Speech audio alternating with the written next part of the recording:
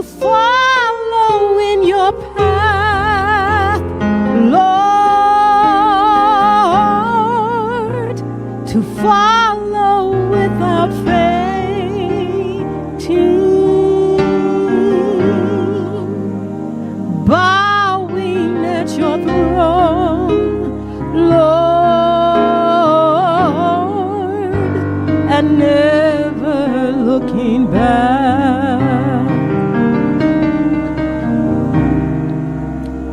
Amarte solati, Signor. Amarte solati, Signor. Amarte solati, Signor. Y no mirar atrás,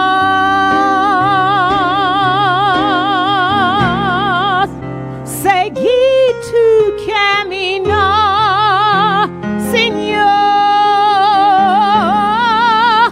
Seguir sin desmayar, Señor. Postrado ante tu altar, Señor, y no mirar atrás.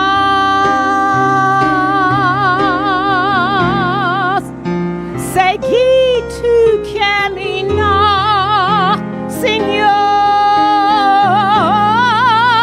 Seguir sin desmayar, Señor. Postrado ante tu altar, Señor, y no mirar atrás.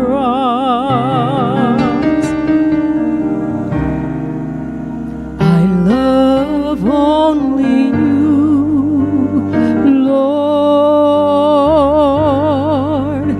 I love only you, Lord.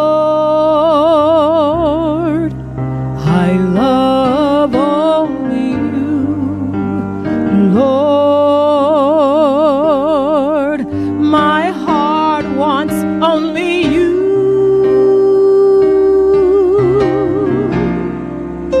To follow in your path, Lord, to follow without fainting, bowing at your throne, Lord, and never looking back. To follow in your path, Lord, to follow without fainting, bowing at your throne, Lord, and never looking back.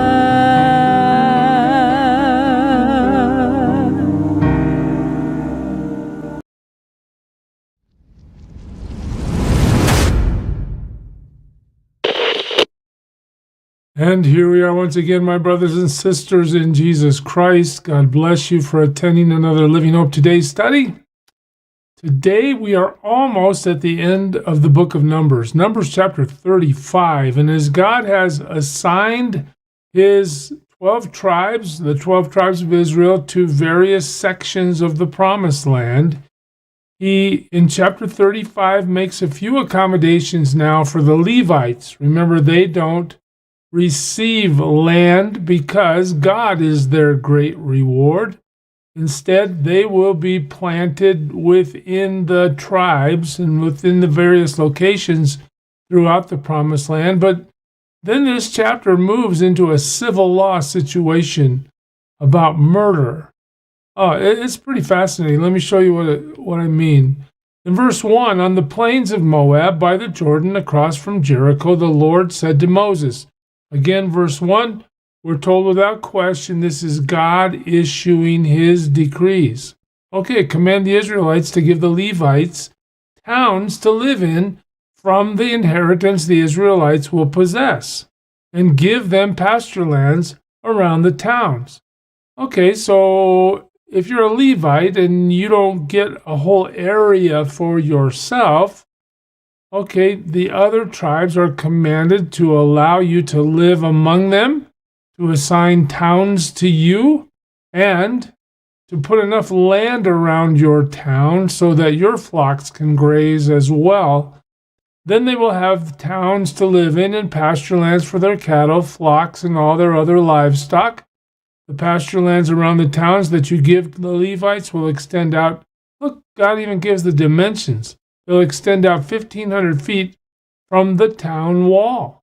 So even in that allotment, God is very specific. Outside the town, measure 3,000 feet on the east side, on the south side, on the west side, on the north side, with the town in the center. They, the Levites, will have this area as pasture lands for their towns. Okay, excellent. There's accommodations made. 6 of the towns you give the Levites will be cities of refuge. Wait a minute, what's that? A city of refuge? This is where it gets really interesting. Watch this. To which a person who has killed someone else may flee. In addition, give them 42 other towns. So first, let's just talk about the number of towns. 6 towns in the beginning of verse 6 is for cities of refuge, 42 other towns. So out of the 12 tribes and their locations, there's going to be 48 towns assigned to the Levites. Okay, that's fine. But what about this city of refuge? What is that about? Well, watch this. In all, you must give the Levites 48 towns together with their pasture lands. The towns you give the Levites from the land the Israelites possess are to be given in proportion to the inheritance of each tribe. Take many towns from a tribe that has many, but few from one that has few. Then the Lord said to Moses, speak to the Israelites and say to them, when you cross the Jordan into Canaan, select some towns to be your cities of refuge. Cities of refuge to which a person who has killed someone accidentally may flee. Okay, so now God's going to address the topic of manslaughter. You're involved in a situation where through your actions somebody else died, but you have no intention to kill that person. Manslaughter. You killed them accidentally. Okay. These cities of refuge, they will be places of refuge from the avenger.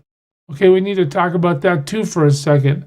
Who's the avenger? I mean, in modern day, we think about these cartoon characters, the Avengers. But no, in the ancient world, there was the custom, the requirement almost, I guess. If one of my close relatives was killed, then I would have the obligation to go find the person that murdered them and kill that person. The avenger isn't just one guy walking around with a sword. The avenger is the close family member, the one that represents that family of the victim, of the one who died. And that person would then seek out the murderer and exact judgment on that murderer. Okay, so that's who the avenger is. They will be places of refuge from the avenger. So there's 6 cities where you can run to where this close relative of the victim is not allowed to kill you, so that a person accused of murder may not die, before he stands trial, before the assembly. So now we launch into a different idea here. Now that one who is accused of murder has to be able to survive long enough to stand trial before the assembly. How do you live long enough to stand trial? You flee to the city of refuge.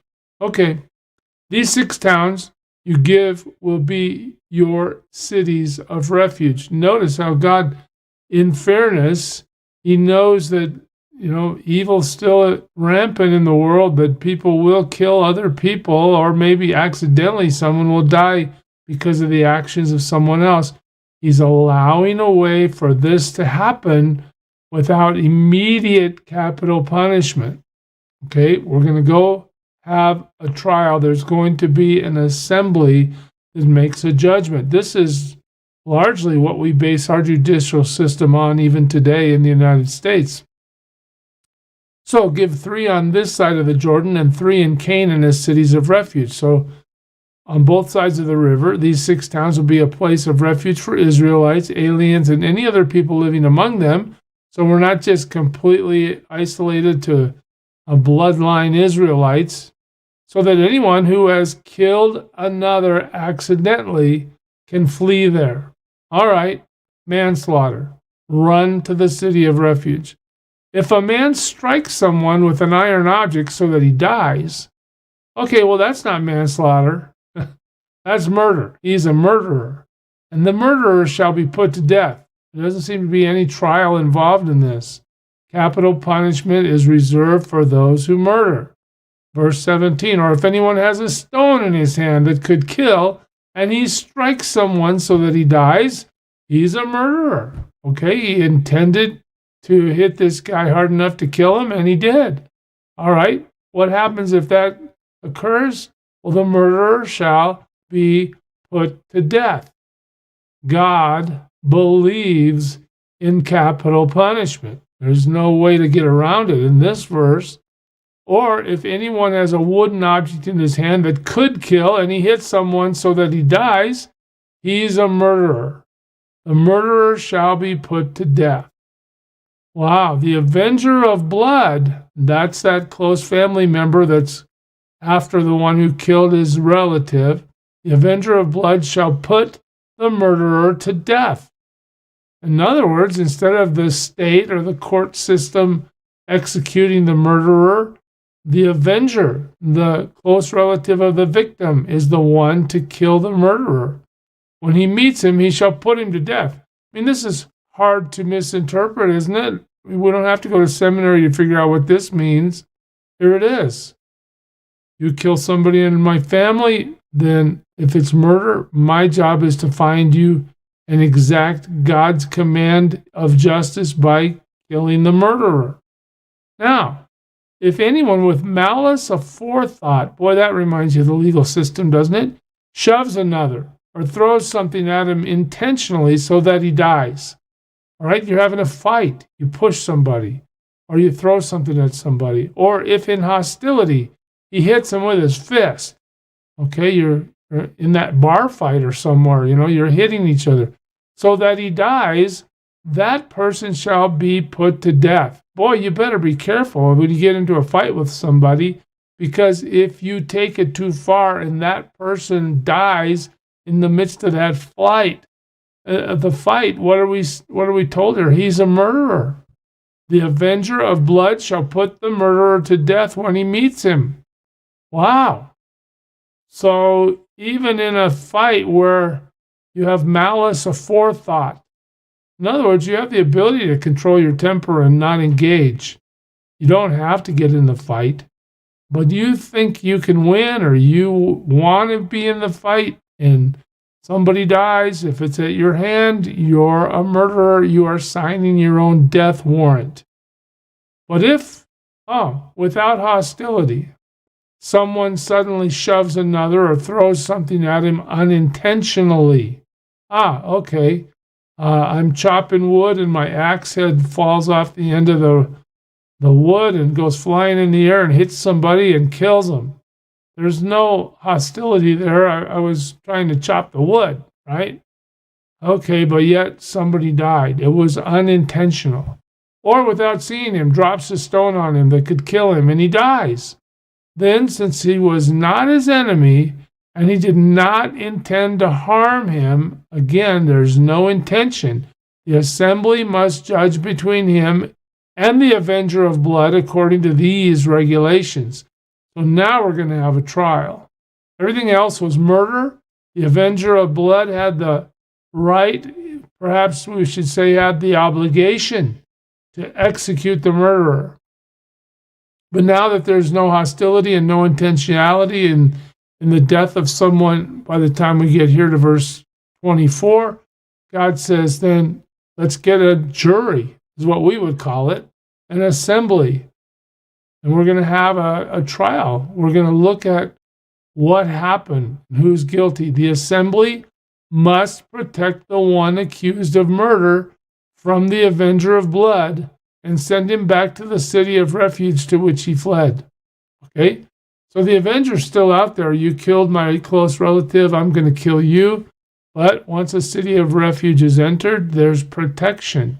He must stay there until the death of the high priest. So if you enter that city of refuge where the avenger of blood can't touch you, and if the death was unintentional, then you're not going to be executed by the avenger of blood, but you are going to be bound to stay in that city of refuge until the death of the high priest who was anointed with the holy oil. This is God's limitation. There's still a consequence for manslaughter, although it's not capital punishment. It's to be moved into the city of refuge.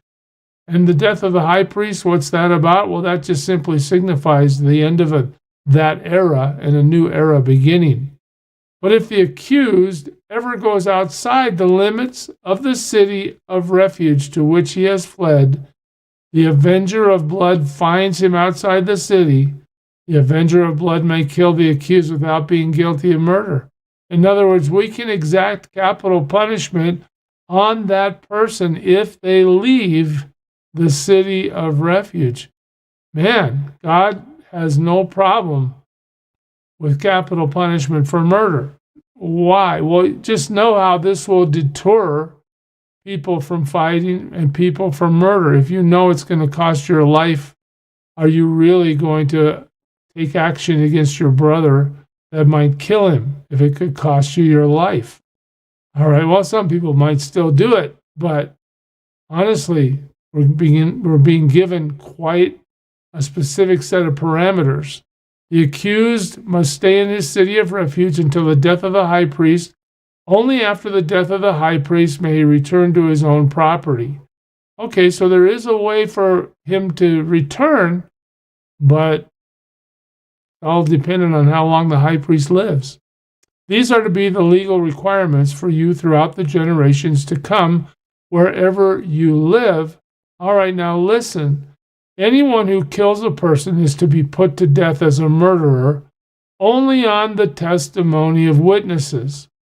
But no one is to be put to death on the testimony of one witness. Okay, so if you kill a person, I guess we are going to have a trial. I guess we are going to be in a position where we're going to find out what happens. And if there are enough witnesses to corroborate the story that this was deliberate, intentional murder, then they'll rule in that direction. And if there's only one witness, we don't have enough evidence to move forward. Do not accept a ransom for the life of a murderer. Who deserves to die, he must surely be put to death. So 31, God's not into plea bargaining, is he? We're not going to let you plea bargain your way out of this. No defective vehicle. Nothing can take the place of the judgment that needs to happen for that murderer. All right, there's more. Do not accept a ransom for anyone who has fled to a city of refuge, and so allow him to go back and live on his own land before the death of the high priest. So this goes to those who've committed manslaughter as well.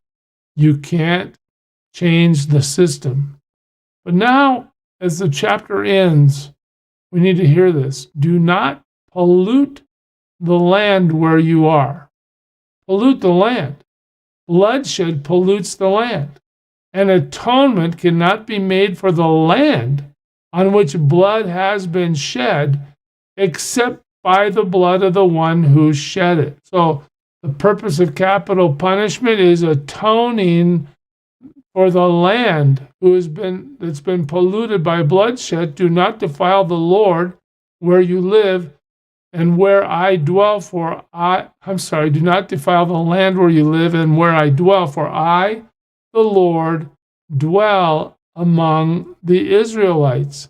You want me to be in this place with you? Do not defile your land. Do not allow bloodshed to go unanswered. If bloodshed is met with the blood of the one who committed the murder, then the land itself will be atoned for. Pretty fascinating. Capital punishment? Sure. And why? Because the Lord lives in the land.